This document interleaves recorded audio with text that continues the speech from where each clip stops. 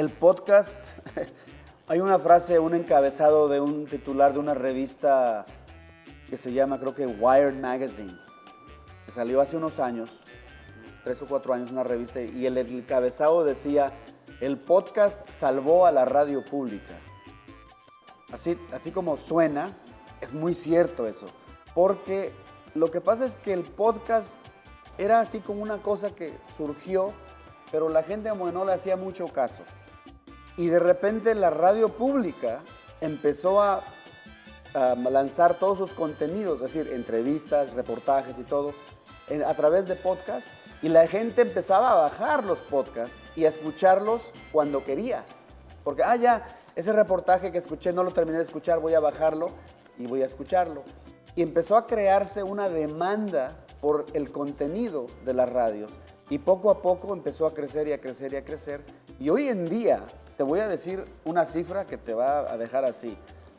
Hay podcasteros, porque ya es una palabra que usamos en Latinoamérica.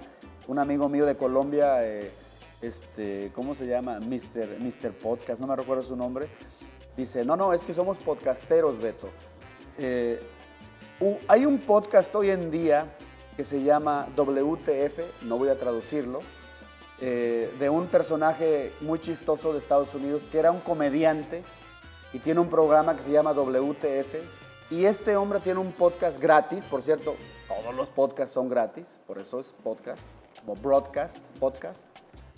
Y este personaje tiene un podcast que lo escuchan 6, 8 y 10 millones de personas.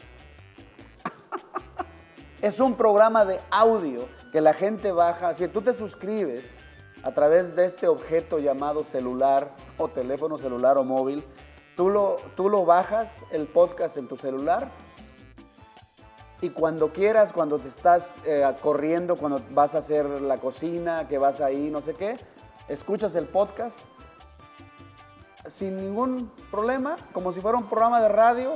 El podcast puede ser 20 minutos, media hora, 1 hora, 2 horas. ¿Sabes a quién entrevistó este personaje? A Barack Obama. ¿Sabes dónde hace su podcast? En un garage, en una cochera.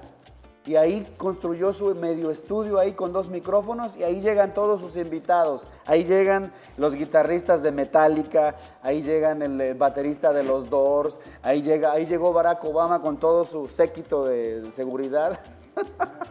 Imagínate eso. Y ese podcast lo escucharon no menos de 10 millones de personas. Entonces, lo que te quiero decir es que hay un potencial extraordinario para hacer podcasting. Y hay mucha gente que se dedica a eso.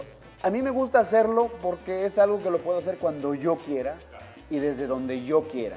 Es decir, de aquí de Paraguay, yo voy a llevarme mucho material, ¿no?, de entrevistas y demás, y regresando a Los Ángeles, voy a armar podcast. Es decir, edito las entrevistas y las mezclo con música y los lanzo, y van a escuchar música paraguaya, van a escucharla en España, en México, en Colombia y obviamente en Estados Unidos.